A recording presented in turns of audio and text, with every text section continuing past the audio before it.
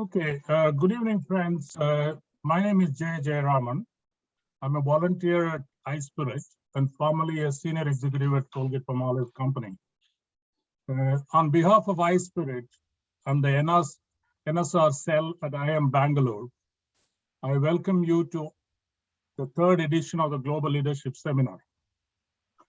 We started this to help managers in Indian companies access leadership thoughts from India and around the world. The first one was kicked off with Dr. Alex Osterwalder, who created the business model canvas, speaking about how to become an invincible company. This was followed by Bob Johansson about full spectrum thinking. Contextually, today's talk is also related to iSpirit, spearheading creation of a new entrepreneur archetype with a consistent belief system, a sort of a new superhero model that thinks dual stream, which means both market side and technology side, and more importantly, to build societal platforms that can have impact. In that context, it is our pleasure to have Nitin Kamath, co-founder and CEO of Zerodha, speak to us about how to build a successful startup with a different mindset. For example, until 40 years ago, most businesses were bootstrapped or funded by debt or raised money in the stock market. The growth of VC-funded tech companies and the massive influx of liquidity seeking higher returns makes it seem that VC funding is the only norm for startups. We're not saying VC funding is not necessary for growth. However, it has also brought its distortion like vanity metrics and the pressure to grow at all costs. The growth and success to date of domestic bootstrap startups like Zerodha and Zoho, or quite a few other things I've known around the world, proves that it is possible to build startups the old-fashioned way with a very deep focus on the opportunity, the core competence, the unique differentiated propositions, cash flows, and profitability. Believe that India needs to celebrate this and hope today's seminar will help understand this, as well as how this was enabled by a new entrepreneurial mindset in not just bootstrapping, but many other dimensions that Nitin carries in his embodiment. Interviewing Nitin today will be Venkis. The two of them, Venkatesh Hariharan, volunteer at iSpirit and India representative of the Open Innovation Network, and Dr. Venki Panchapakesan of NSR Cell, IIM Bangalore, one of the outstanding innovation thinkers in the country and in the world. Over to the Venkis. Thank you. Thanks, Jay. Nitin, thank you so much for joining us for this webinar. And I think we are at iSpirit and NSR Cell big fans of the work that you have done.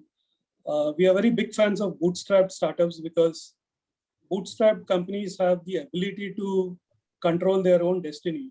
In India, we do not have the structures like Google, where the founders control a majority of the equity or the the voting power, despite being publicly listed, etc., etc. So, I think what you and Sridhar Vembu of Zoho have built is a really kind of a unique model for startups in the current ecosystem.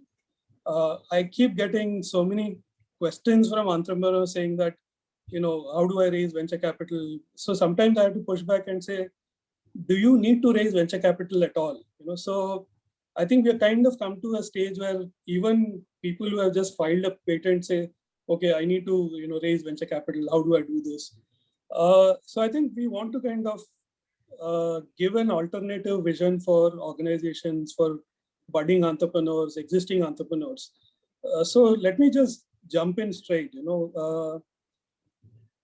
You have had almost a decade-long journey in building Zerodha as a bootstrapped company. What do you see as the biggest advantages of being a bootstrapped organization? And if you were venture capital funded, what would you have done differently? Right. Thanks, Venki, and thanks, Jay. So while Zerodha started in 2010, I started trading the markets in 97, 98. right? So technically, I think Zerodha started the day I started trading the markets, because there was a lot of core competencies built over the 12, 13 years before Zerodha actually started, which I think is also an important reason why we were able to bootstrap this, right? And okay, so like standing today, how does being bootstrap help? Is firstly, there's no obligation to grow, right? As in, I think one of the big challenges of taking venture money is that you're obligated to continuously grow in terms of users or revenue and all of that, right?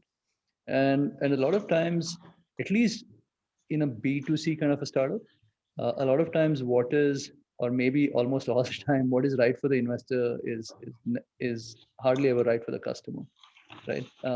And so for example, generate more trades, give someone a loan, give margin funding so you can trade for more. I mean, all of these things are good for the business. I mean, we could have done all of these.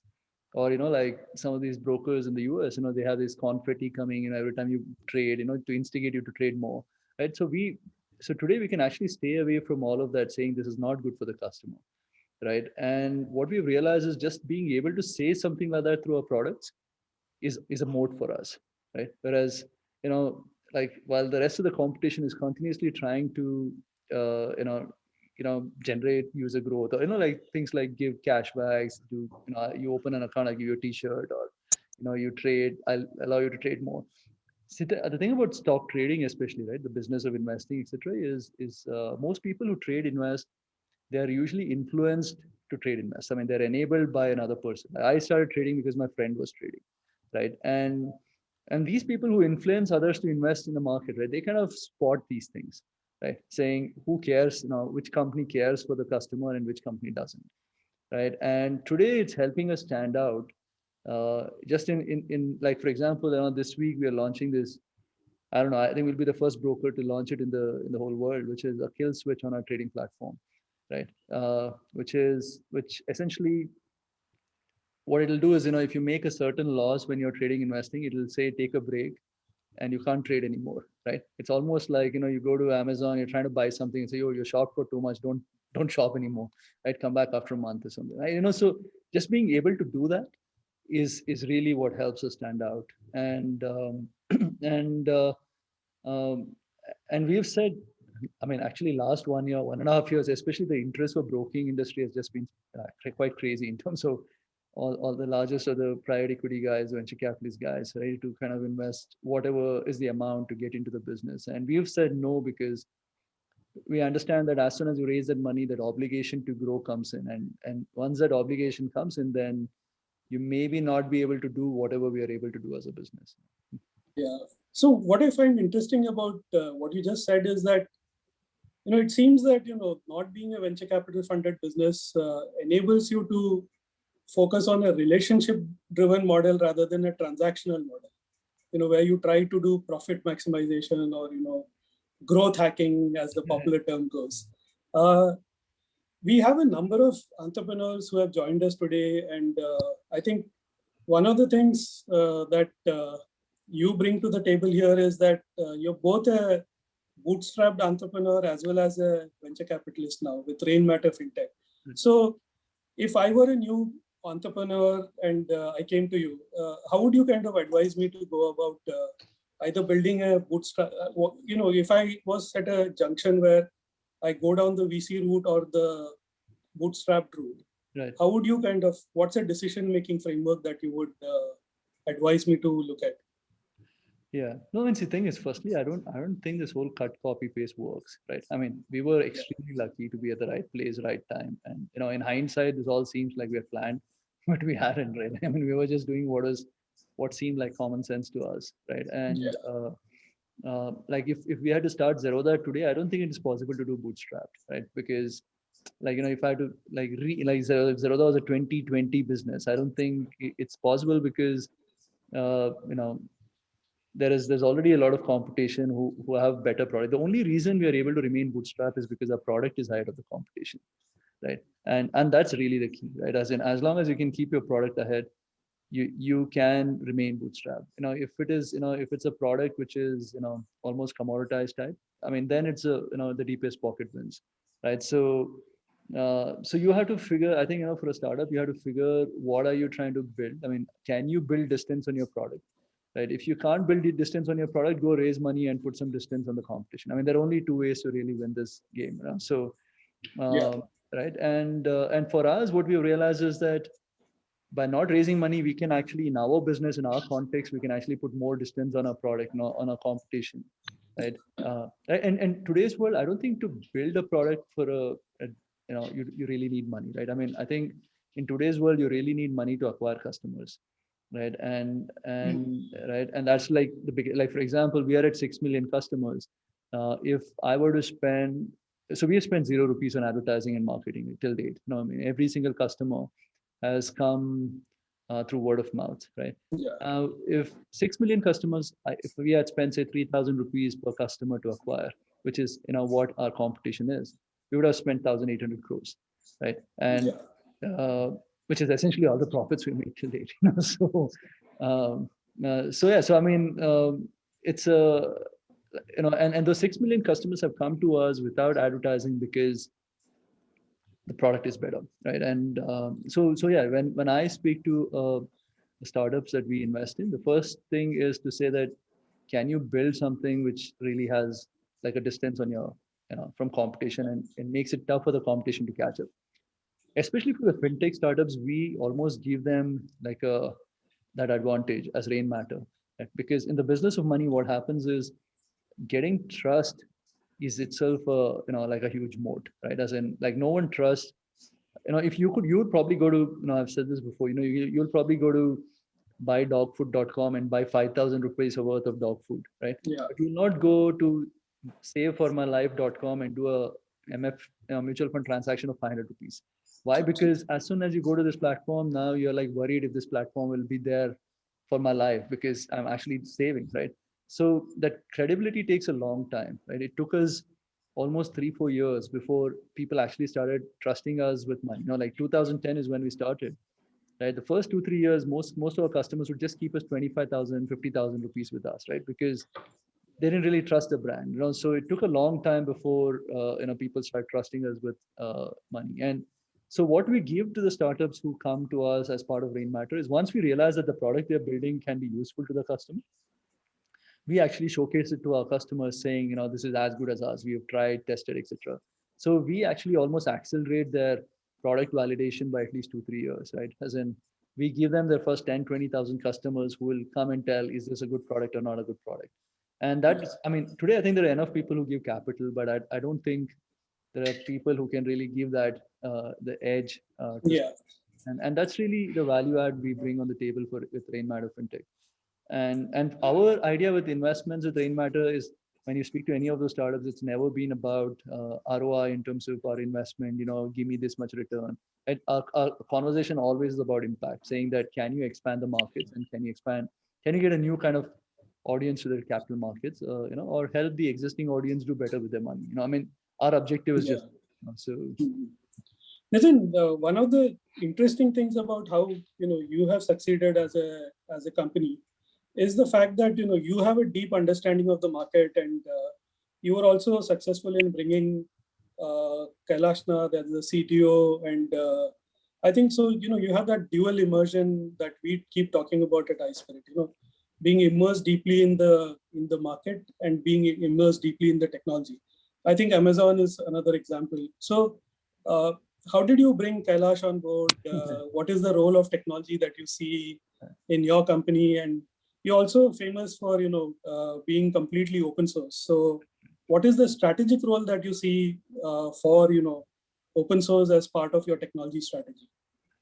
Yeah, no, I mean, I think firstly, Kailash, we call him K in the office. He is the luckiest break I've had in my life. So, like I tend to take a lot of this credit being, founder, CEO, and all that, but he's really the reason why where we are today. And he's one of those guys who doesn't like the attention. So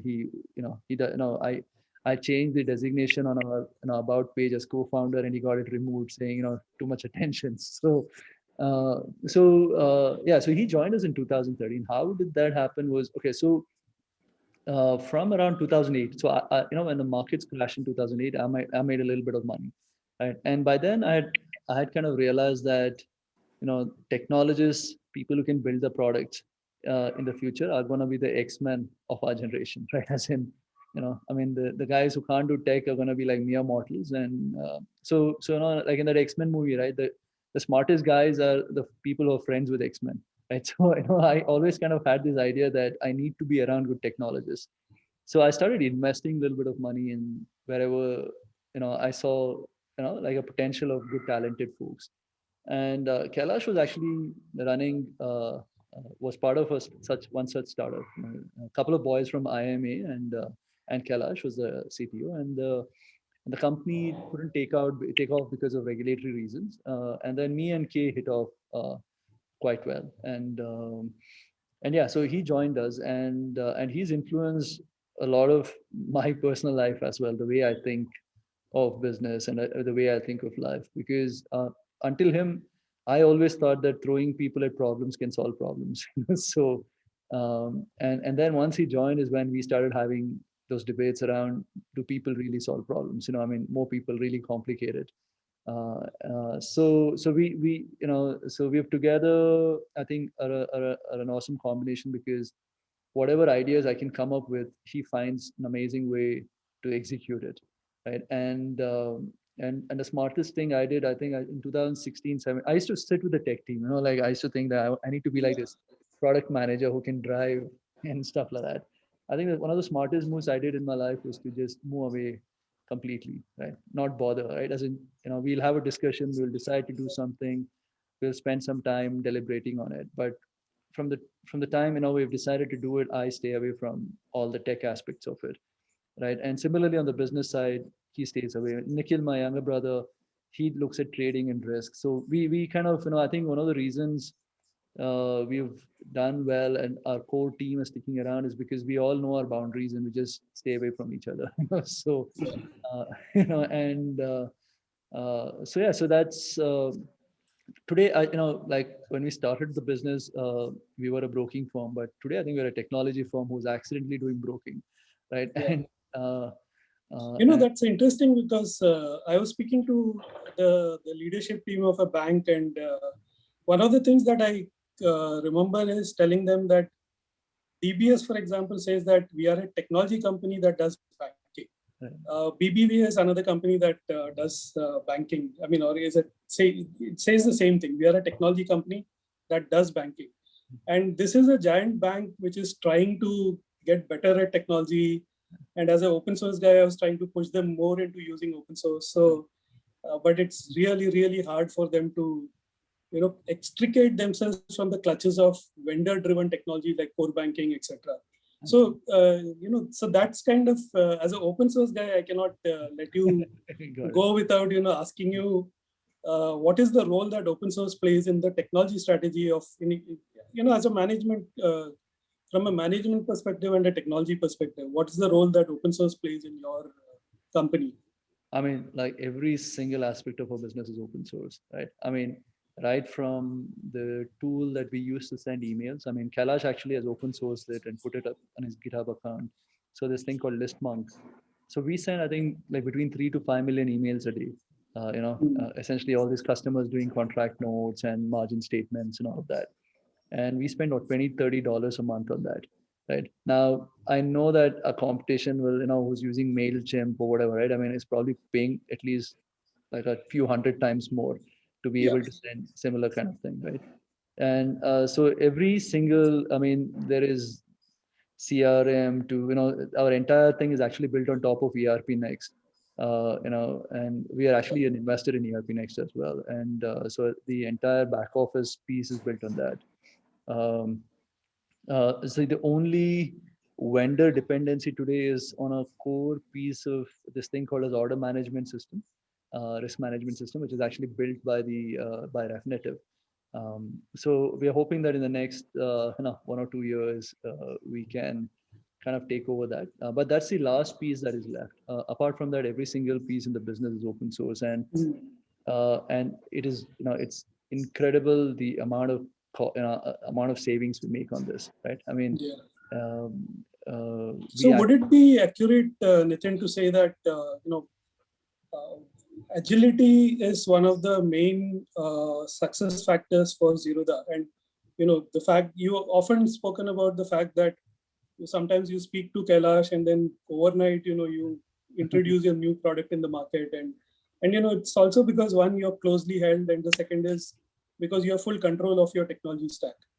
Absolutely. I mean, I think today's world is about the fast beating slow and not the big beating small, right? As in, and we are like a elephant that runs like a cheetah, in the sense, in terms of size, we are the largest broker in the country, but like one of the defining moments in our business was like in 2015 December, we went zero brokerage on equity investing.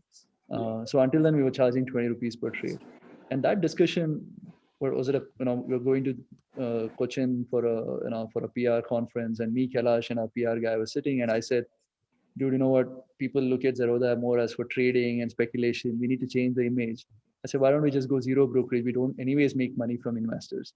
And we just looked at each other and said, you know what? Yeah, we should. And in the next 1 hour, we put up blog posts, and next day morning we were zero brokerage, and that just, we were at, I think the day we announced it, we were at 60, 70,000, 65,000 customers. We are at like almost 100 times of that in the last 5 years. And that one decision, like I said, that organizational structure, just I mean, that is more on the business side, but even the product side, the decisions are taken like that. It's, from the time we take the decision to execute it, and being in control of your destiny and not depending on vendor products, means that decisions, and that execution can be done much faster than compared to competition. And that's really, I think, a lot of people don't understand it, but I think that's really our biggest moat. Agility is the biggest moat.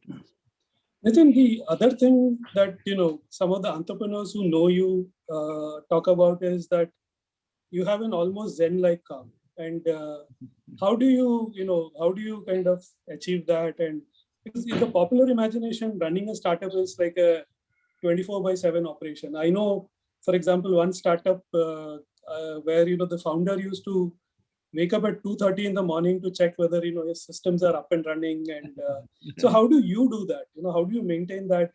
Just because I think everybody's now with COVID, everybody's talking about mental health, and I think what I see is that with COVID, a lot of entrepreneurs are going haywire.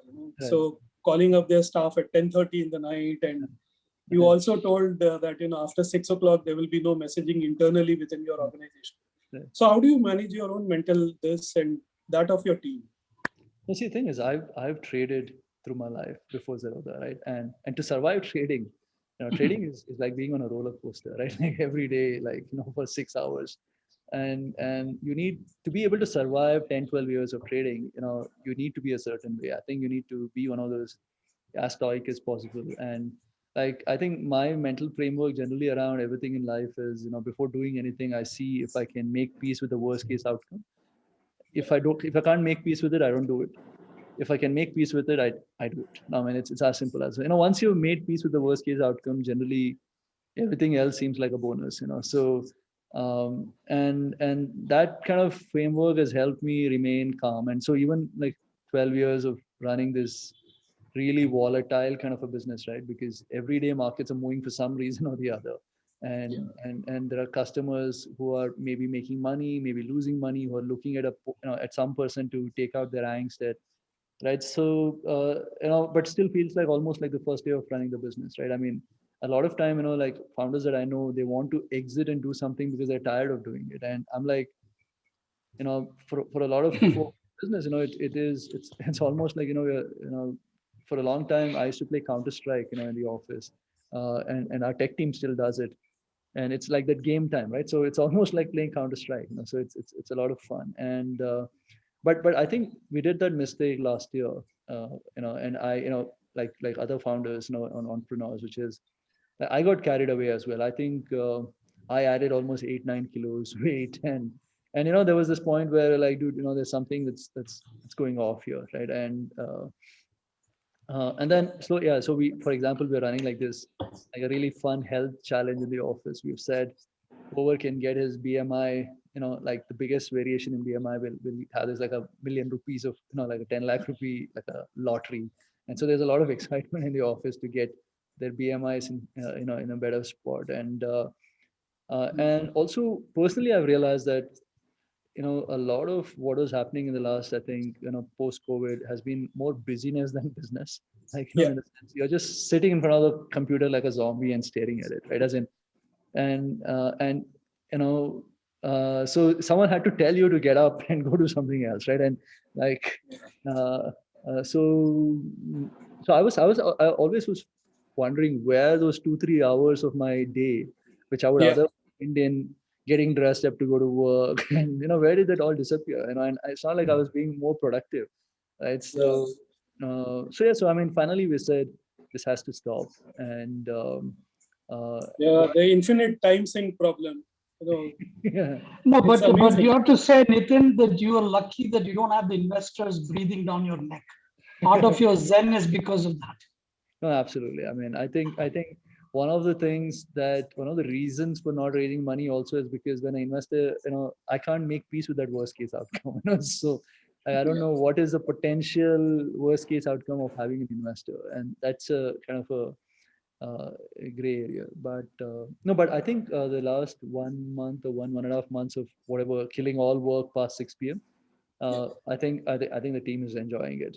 I mean, they're So like do you see, has it, so 1 month is Mm. obviously too short a period, but do you Yeah. see any impact on productivity? Oh, no, absolutely not. I mean, I think it's like I said, right? I think people were just working slower, and like, when you're at home, right, you want a break from your wife. So I'll sit in front of the computer and pretend to be working, so, so it's I mean, like I've done that, I know a lot of my friends have done that, who said, I'm continuously working. So no, I think it had to someone, what I thought was, I thought it's just at me, like, but at every level, there is, every level of the food cycle in the business, the similar kind of thing was getting played. And then also these chats, right, has this big problem, which is like, Yeah. especially when your boss is on a chat group, you're almost forced to always think about the chat group, right? Yeah.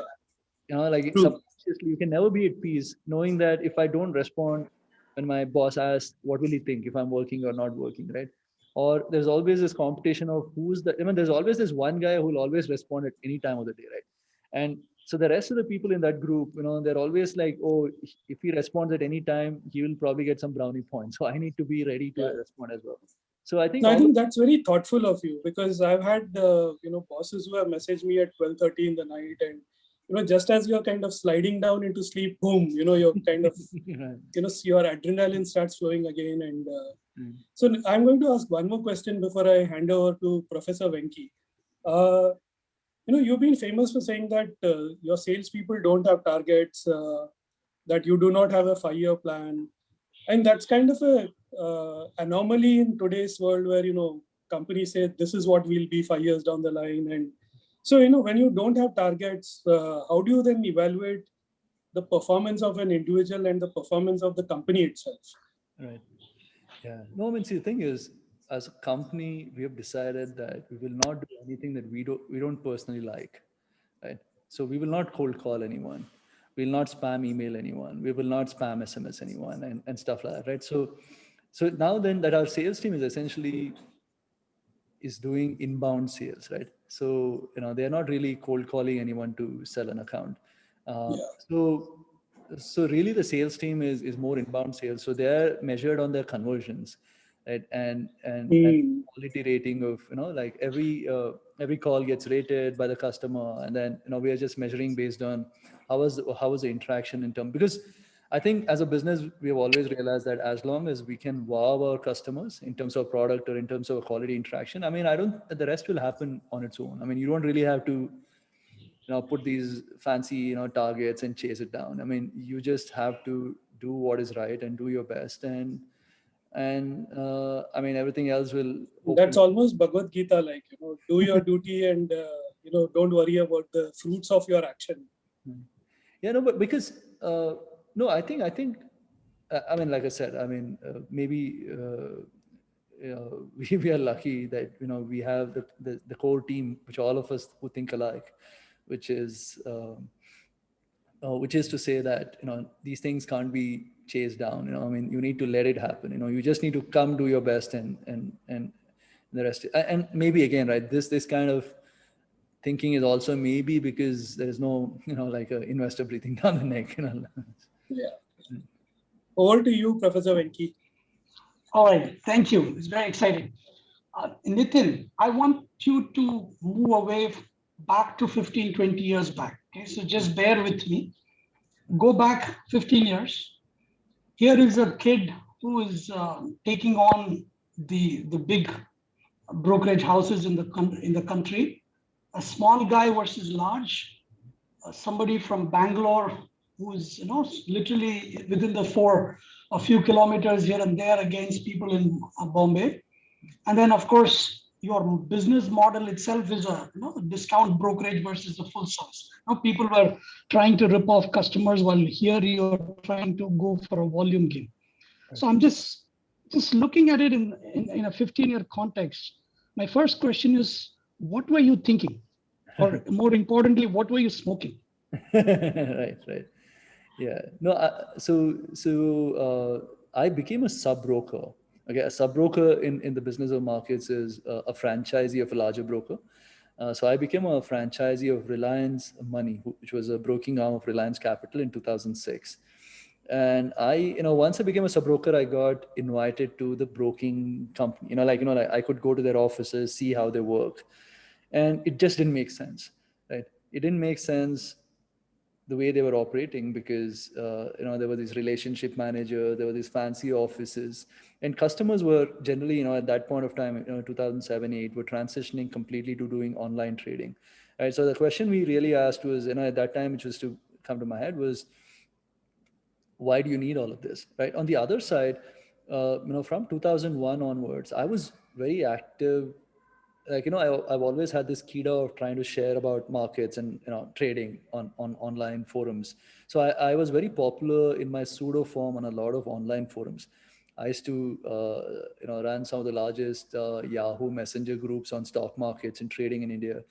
I used to run some of the large Orkut communities at that point of time, right? And so there was constant interaction with other traders, and and there was this persona that was built, in my pseudonym, which was like this, thought leader who shares knowledge and etc. So when we started, essentially the bet was that Nikhil, my younger brother, continues trading by getting ourselves a membership on the exchange. Our trading cost will reduce, our personal trading cost, because we were paying a certain brokerage to a broker. The bet was that I will go and try to build this broking business. We will try it for a year, 2 years. I'll use my persona that I had online to get our first few thousand customers. And if it doesn't fly, I get back to trading. I wanted to take a break from trading for a few years at that time, because I was feeling burnt out. And yeah, so I mean, 1 year in, I think September 2011, actually Nikhil's birthday, on the 5th of September, Economic Times wrote a small little article on discount broking and Zerodha.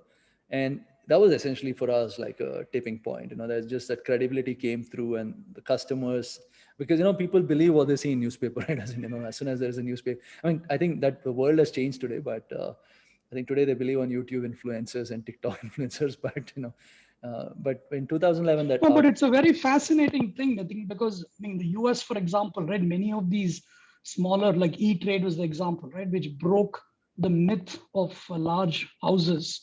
Right. But then I'm just thinking, here is a company that has started. I mean, clearly you had a better sort of a ringside view of what the traders wanted. Right. And so you were able to get in and provide them. But along the way, it is no longer, it's just like an advisory business. You're actually running a hardcore operational business. So I want you to be very honest in terms of what challenges you had while you were building that initial, the plumbing of the business. Right. And more importantly, where do you think luck played a good part versus where strategically you guys took the right call?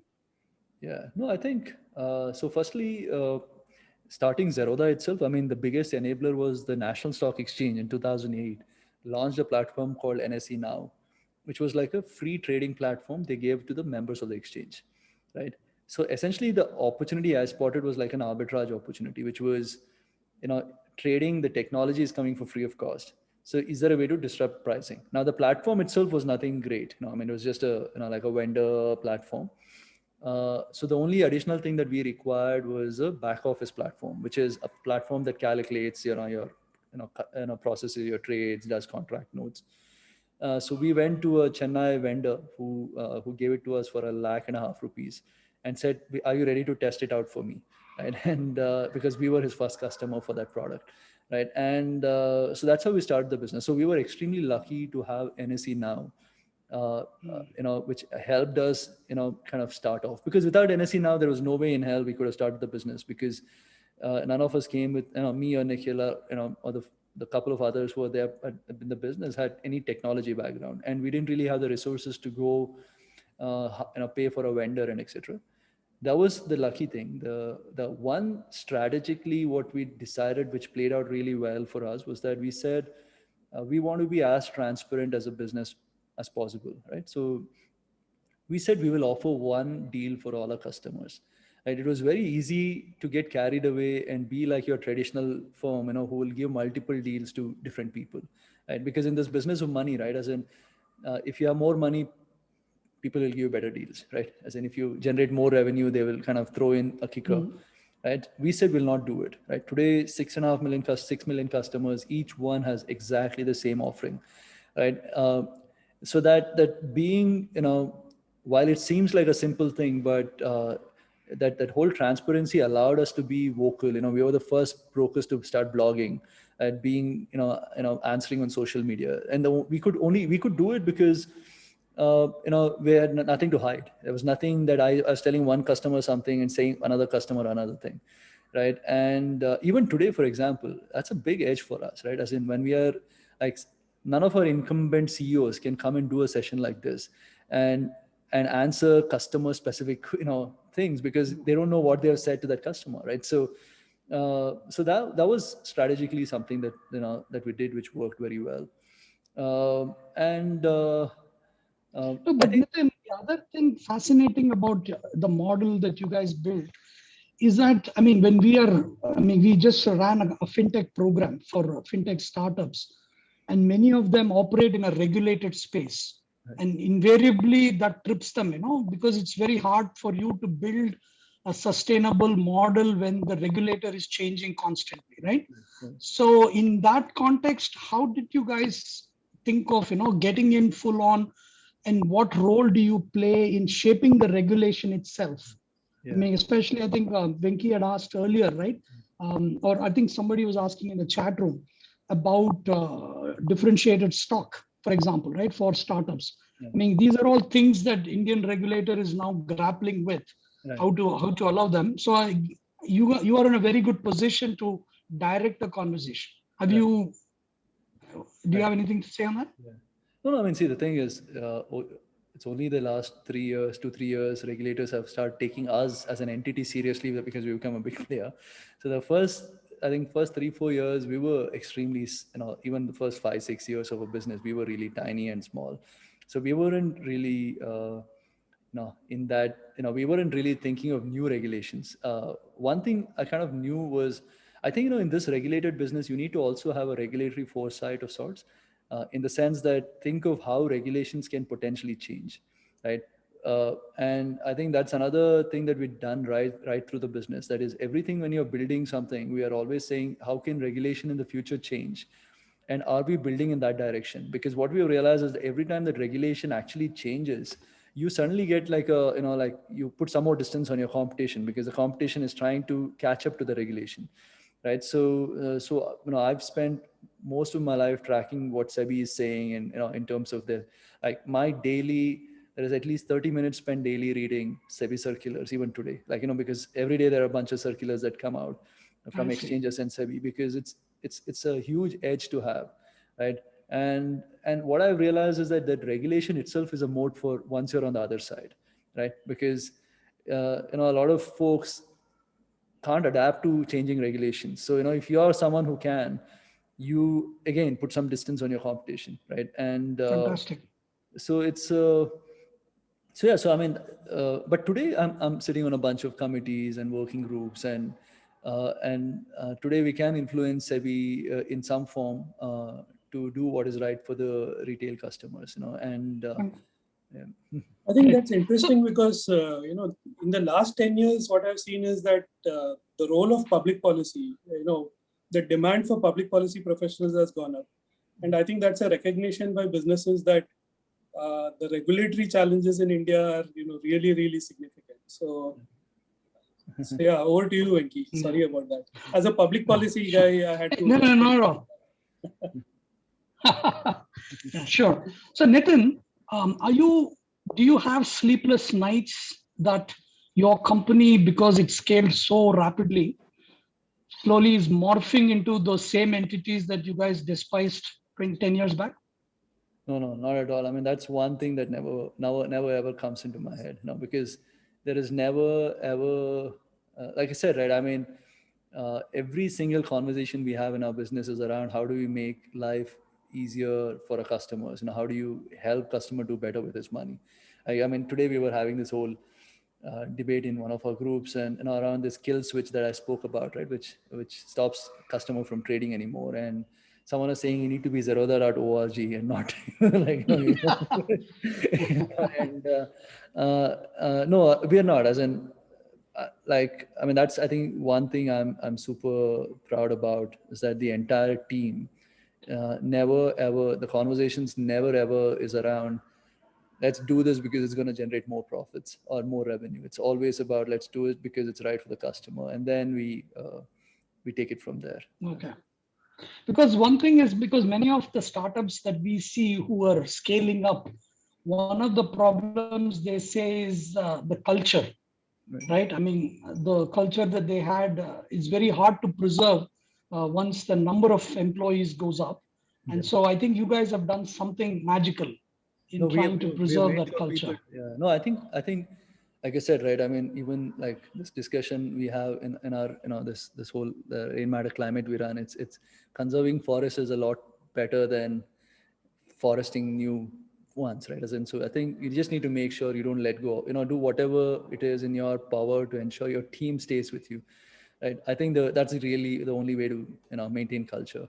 So I think, this whole last year, has not at all affected us because we were not forced to go hire a lot of people, right? As in, because I think that whole culture dilution happens when you suddenly hire in droves, right? As in, you suddenly go hire like 500 people, 200 people, 300 people. It becomes extremely tough to get them to culturally sink in.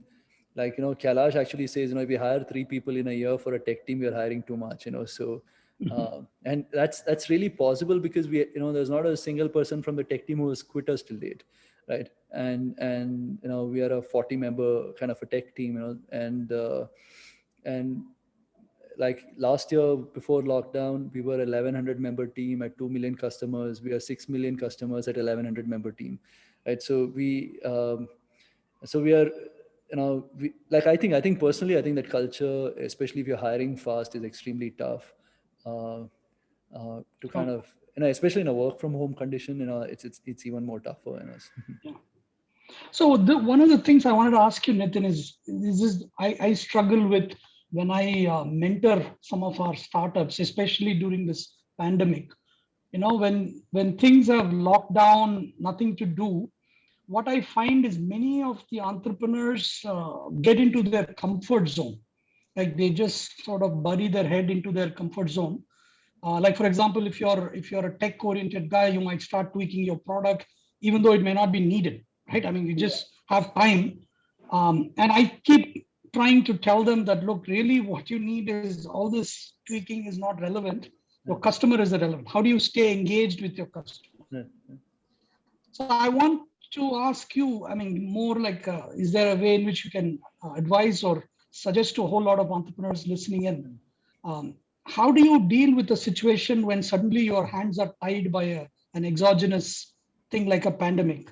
Right. And what should your focus be in order to stay alive, play for the next day?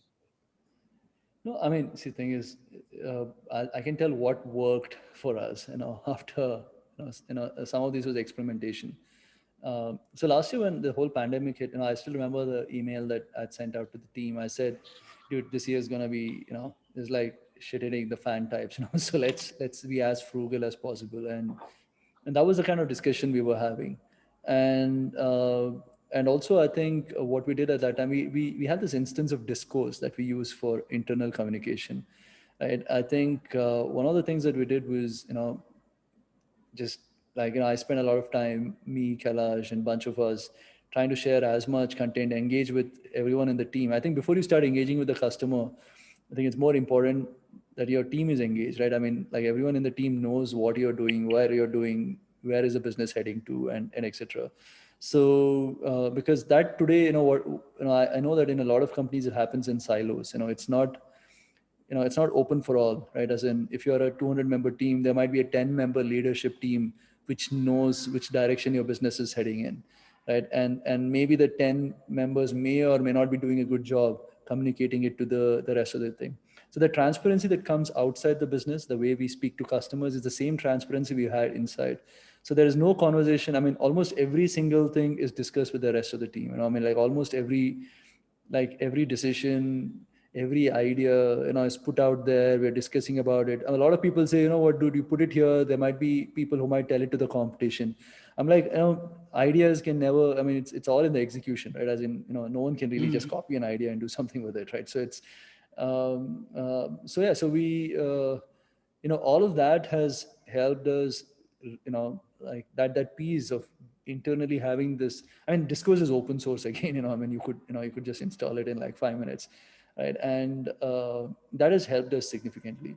In terms of customers, we actually have another Discourse instance called tradingqa.com, where we just spend a lot of time interacting with the customers, right? Because then you kind of hear what customers are wanting or are saying. I mean, this we started doing the second year of the business. We put out this blog called a Z Connect. I don't think you will see a more active blog anywhere in this world. I mean, I haven't seen. I mean, there are like 2,000, 3,000 comments on a blog post. So it almost ended up becoming like a wiki plus a Quora kind of a format. Every time I used to blog, there used to be questions, and we used to engage with the. I used to spend a lot of time talking to the customers, and then we moved that whole thing into Trading Q&A today. And yeah, and I think like especially for founders, I think it's important that you do other things in your life as well. Like personally, I think one key reason for me to feel like this is the first day of the business, because I have my other things that I do, and I make sure I work out, I make sure I eat healthy, I make sure, I'm usually constantly trying to learn something new. I mean, like, I love music, I love poker. So, I mean, so I play basketball. I mean, so yeah, so I think it's important to have that time every day where you don't think about your business. Otherwise, if you're constantly, thinking about your business 24 hours a day is not going to help you build your business better. I think. So doing, other things, that's a nice segue to, a topic which is very close to your heart, rain matter climate. Can you tell us why you did that? And also, I think we would like to say that we really appreciate that initiative, because we feel that entrepreneurs should also kind of, look at the larger impact on society and how they can leave a better world behind them. So, thanks for doing. Can I add yeah. Can I add a question to that same theme? This is more curious about Nitin. See, the one way in which people have given money, right, once they've made money, is to just donate it to their favorite causes or something like that, right? Or set up a foundation to help. The other one is to actually show how to do it. I mean, you are the entrepreneur at the end of the day. You know how to do things. So here is a challenge, or here is a thing that people have been grappling with for ages. Can you show us how to do it? So I'm very curious to know what approach you're taking with your rain matter. Right. No, I mean, see, the thing is, we understand, like personally, okay, why rain matter climate? Like, I think the big problem this planet has is wealth concentration, right? And I don't see how that's going to change, right? I think rich are getting richer, and they will continue to get richer in the kind of world we live in. So I think the onus is on people where the wealth is getting concentrated to find ways to give back, right? Because if they don't and they're gonna sit on it, then the planet has a problem, right? And so I think it started there.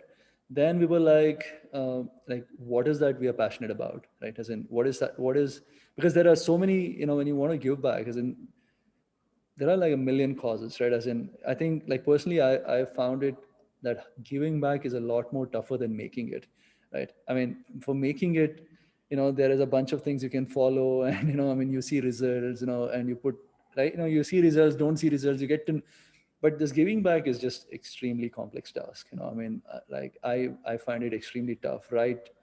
From saying yes to someone, right? You have to say no to someone, and how do you say no to someone who needs it, right? I mean, it's really, really tough, and so yeah, so once we said, what, I think we've all reached a point where materially more money is not going to get us anything else in life. So we said, whatever more than that, I think it has to be given back. And so yeah, so I mean, firstly, climate change is there's no vaccine for a climate change, right? As in, I think when we start seeing the actual impact, I think it will be irreversible. It probably is already irreversible. We knew that climate change is a problem that we, all of us, understand. And the second thing was, I think in India, the most important, that the biggest problem is really job creation, right? And like, how do you create jobs? And we said, our thinking was that maybe the real opportunity to create jobs in India is green jobs, right? As in, jobs outside the cities. And so that was kind of a thesis that we came up with, saying we will try to help for-profit climate change startups. When I say for-profit, it is through the foundation. So any profit made goes back to the foundation.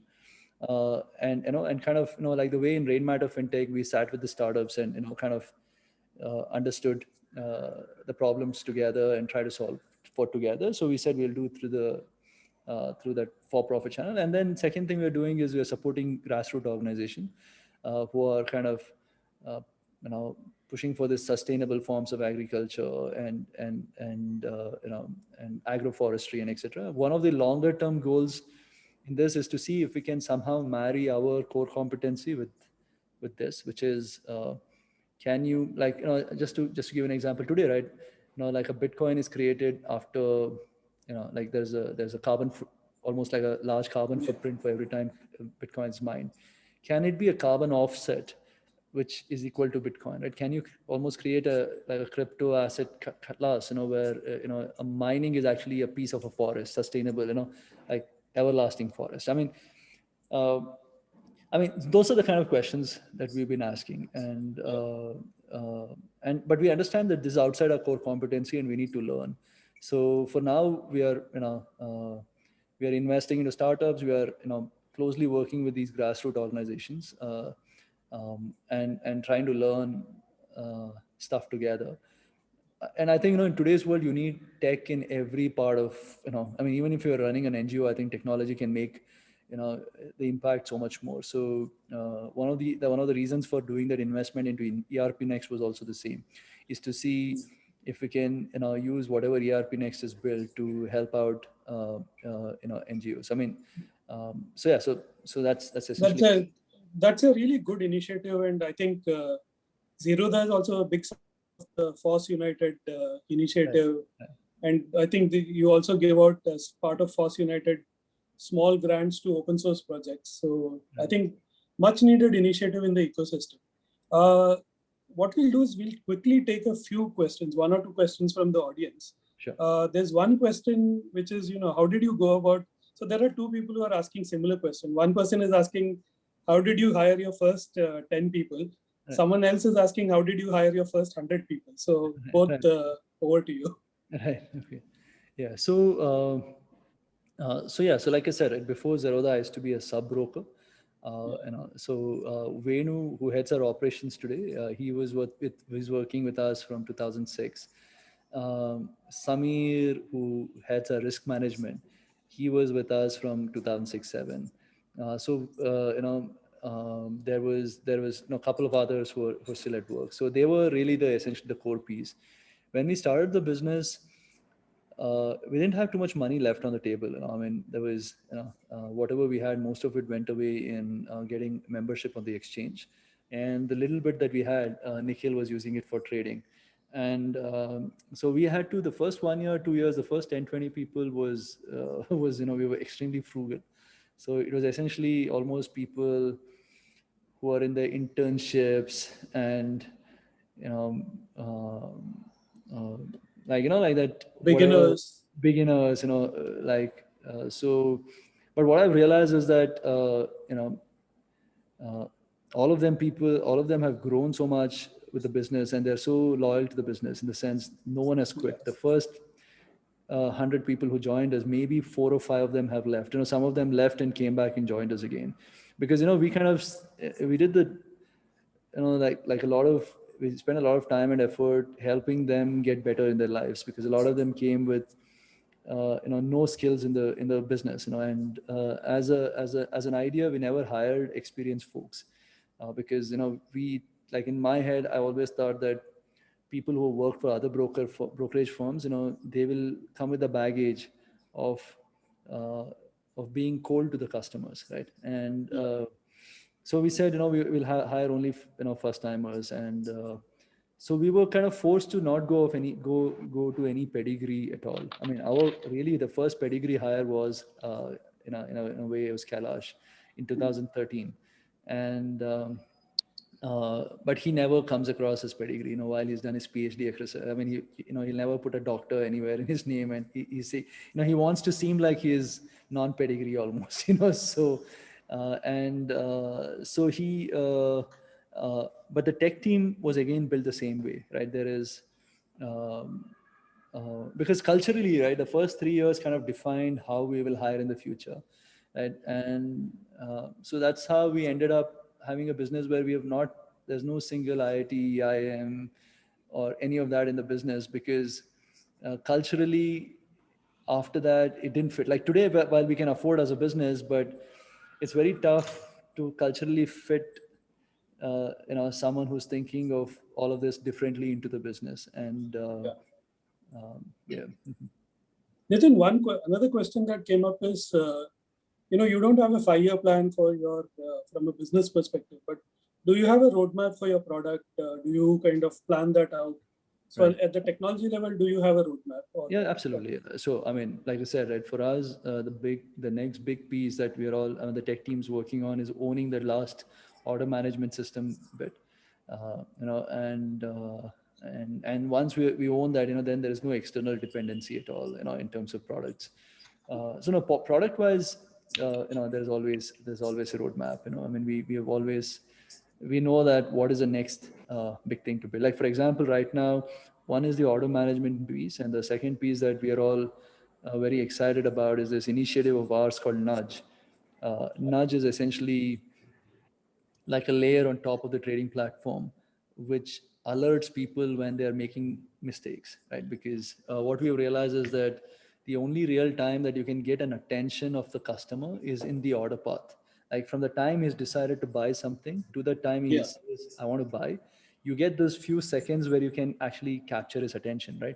Because otherwise he's not reading emails, he's not looking push notification, no SMSs. Yeah. You really get those few seconds where you can educate the customer into doing what's right. And we are saying, can we utilize that time to teach what are the right trading and investing habits using this nudge, right? So for example, if someone's buying too much of, there is no, say, diversification of portfolio, can we nudge him to say, you know what, you're buying too much of banking stocks, or you're buying too much of Yes Bank?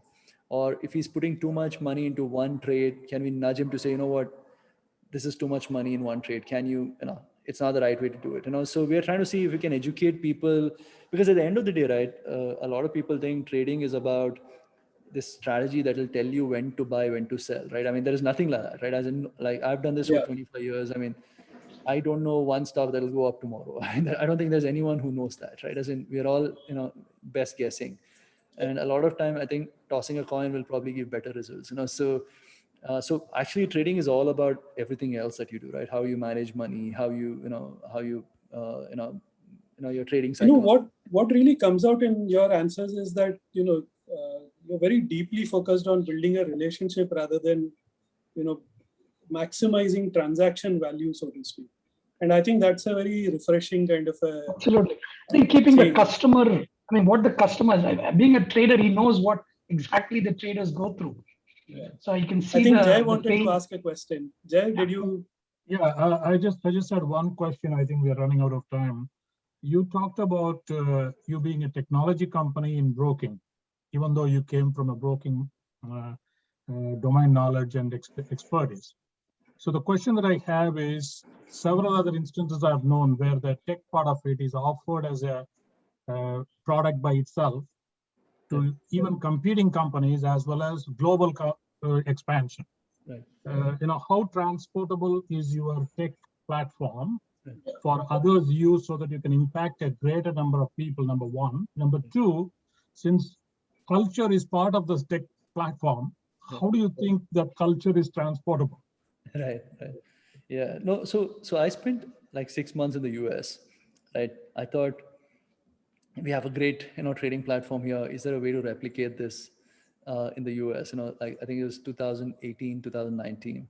Right. And while the user interface experience seems similar, you look at Zerodha, you look at Robinhood or E-Trade or whatever, right? I mean, it all seems similar, but the underlying infrastructure is completely different, right? And so it isn't easily transportable, to be very honest. I don't think you can really take what we have built in India and somehow go replicate it in any other country, because every country almost, the exchange platforms are completely different. And so we spent some time and we said, what, I think the real opportunity is in India, and we should just focus in India itself. Now, within India, does it make sense to go power our competition with our products? Maybe not, but in a way we are doing it, because all the startups that are incubated out of Rainmatter FinTech, these platforms are actually plugged on top of our competing platforms as well. But our core tech, which is what drives Zerodha, I don't think we will use it to power our competition ever. Nitin, thank you so much for taking the time. I think we're kind of running slightly over time, but if I were to summarize this discussion, so I used to be a print journalist. So basically, if I were to write about this, the headline would be, "We are an elephant that moves like a cheetah." So I think, and that's an enviable position, because I know a lot of elephants who are trying to move like cheetahs and are really struggling. I think Lou Gerstner many years ago wrote a book called Teaching Elephants How to Dance. I think that was something like that was the title of the book. And if I summarize, I think some of the things that really stood out, and to me, one of the most interesting thing that really stood out was that you're deeply focused on relationships and not just purely maximizing transactions. And even if it is at the cost of your own profit. And I think that's a very, very refreshing kind of a approach that we see. Really, it's very heartwarming to see that you can build large businesses with a customer first kind of a process. The other part is, I think, not just keeping your customers within the fold and looking at taking good care of them, but also keeping your employees within the fold and taking good care of them, seeing how they can be upscaled, etc., etc. I think those are, and also, worrying and being empathetic to the kind of challenges that they are going through, especially during these COVID times. The fact that you spoke about transparency with your team and your customers, and it's the same process for both. I think these are enormous learnings that we take away from this session, and thank you. And also, if I have to add one thing to that, right? What's fascinated me was what you are today at 1,000 employees or whatever the number of employees you have, is the culture and the drive. The excitement is the same it was in the first day of your business. So which I think is something that we don't see in many startups. So in that way, fascinating to hear that story. And Jay is the senior most among us, so I will ask Jay to have the last word. No, I think what came across, Nitin, I think you have shown a embodiment of success combined with humility, and I think you come across as a good human being. And if I had to take one net takeaway, I think warmth and evenness with which you are able to articulate your thoughts for others to learn from you. I think you can be a phenomenal role model for not only entrepreneurs, but also other professionals who want to succeed in life beyond just being success in business. I think that's going to be a really, really good thing. And I really appreciate you taking the time to share. There are more than 300, 400 people who are participating today. The follow-up with others will also impact other people. So thank you for giving us the opportunity to leverage your knowledge and experience for the greater good of the community. Thank you very much.